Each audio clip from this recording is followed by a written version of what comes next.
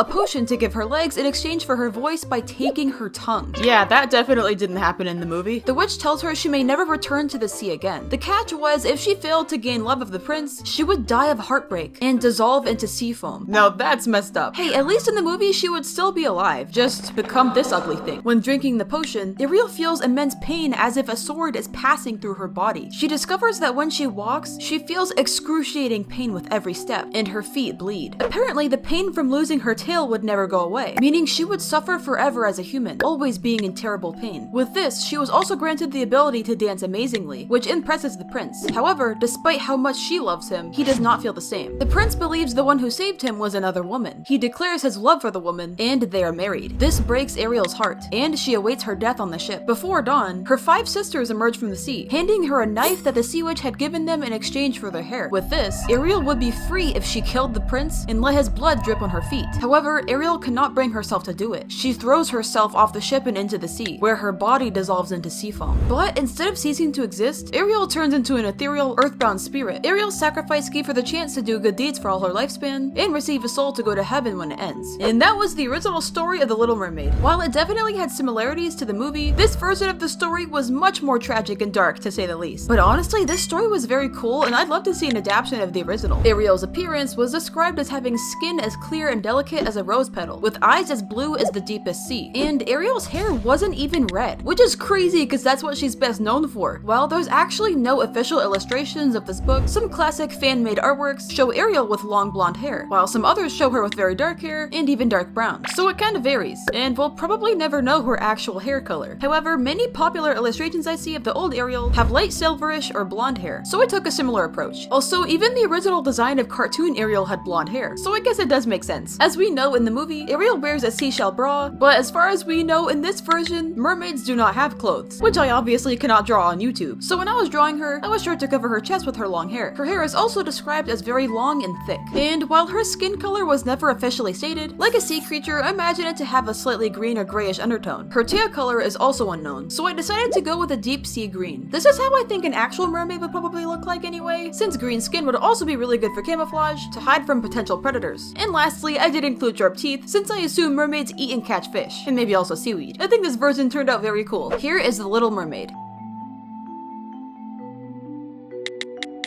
You know, I've always found it strange. People really want to save money, but are so willing to toss their hard-earned coin into a 3-foot pool of disappointment. I want to be rich.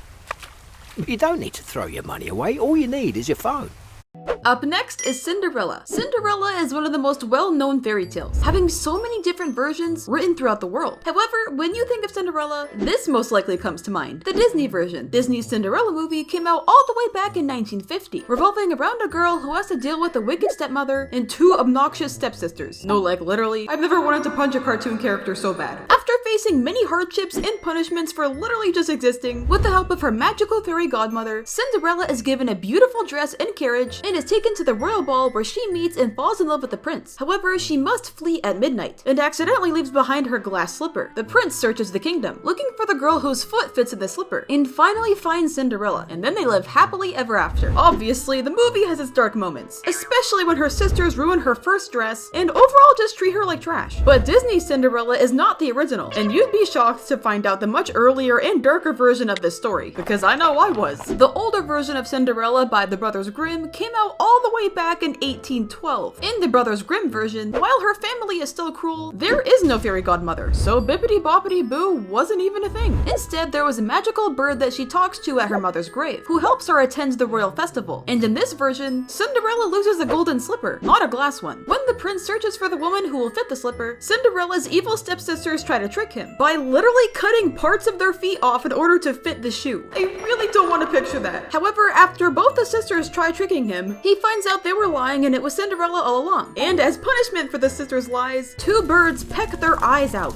Yeah, I can see why this version didn't make it into the Disney movie. How to traumatize your kids 101. Honestly though, seeing the last part happen would have been pretty nice considering how annoying the stepsisters were. However, while the Brothers Grimm version version is one of the more popular older stories of Cinderella, it still isn't the original. The most well-known oldest story that I could find dates all the way back to the 1st century BC, called Rhodopis, a Greek tale about a Greek slave in Egypt who has her sandal stolen by an eagle, which then falls into the lap of an Egyptian ruler. From there, he searches for the girl and marries her. This story, while different, still has many similarities to Disney's Cinderella, like losing her shoe, having mean girls treat her bad, and in the end being given a better life. There are hundreds of versions of Cinderella from all over the world, so there's really no way of knowing which came first. I drew the Disney Cinderella in my style on one side, with her sparkly blue dress, and Rhodopis on the other. By the way, did you know that Cinderella apparently doesn't have ears? Well, I gave her some anyway. In the older story, her appearance is very lightly described, and we basically have no idea what her key features are. However, she was described as looking very different from those around her, with many versions noting her fair skin and light hair, meaning Rhodopis' looks contrast heavily with the Egyptian girls. Of course, I'm drawing her princess dress, or I guess you could say queen in this case. Since she's marrying an Egyptian ruler, naturally she'd receive clothes fit for an Egyptian queen. In ancient Egypt, women often wore long sheath dresses. Queens would also wear these dresses paired with things like jewelry, beads, and often had golden accents throughout their outfit, as well as these big, beautiful headpieces with sculpting of vultures or cobras, or these headdresses with golden jewels. I designed her with many of these elements and also gave her a royal staff. There's no way of knowing how Rhodopis actually looked in the story. This is just my interpretation. As you can see, I drew Disney's version and Rhodopis side by side. They look completely different, and I think they turn out so cool. I love the contrast between them. Let me know which design you like more.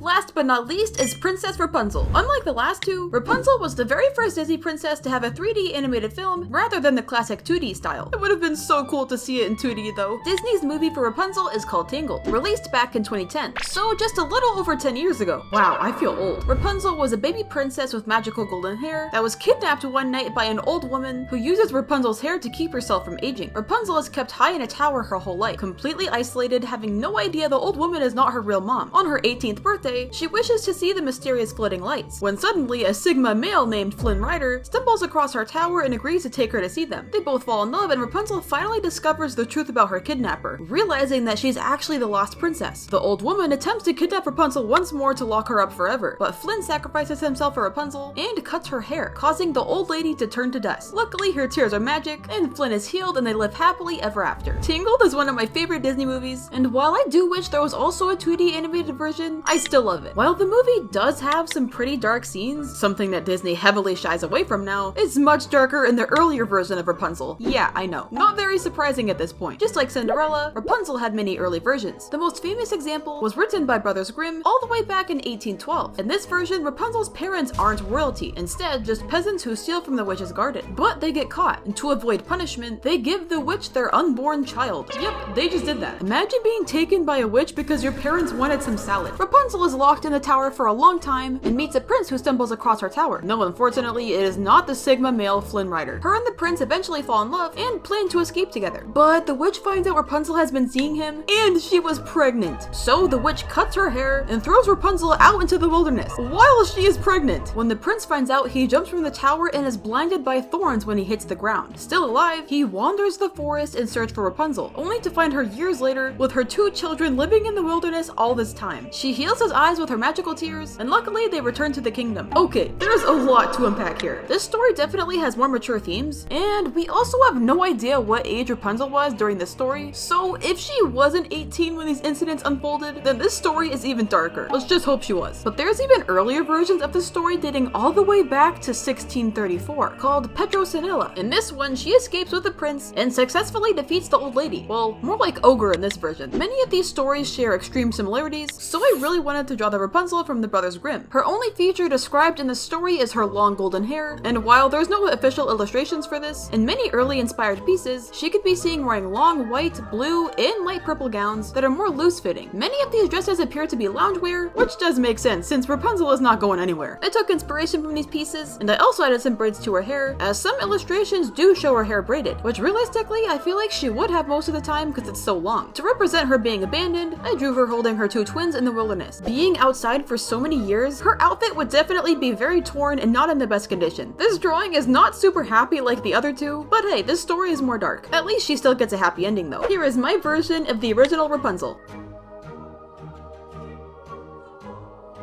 Hey broskies, thanks so much for watching. Let me know your favorite Disney princess that I drew in the comments, and if you'd want to see a part 2. Okay, bye! A man who works hard sweats hard. Old Spice swagger fights sweat, so coach thought I was slacking. So I trained with my Old Spice, and I became the best player ever. Sometimes, a man must overcompensate. The best value in tools just arrived near you.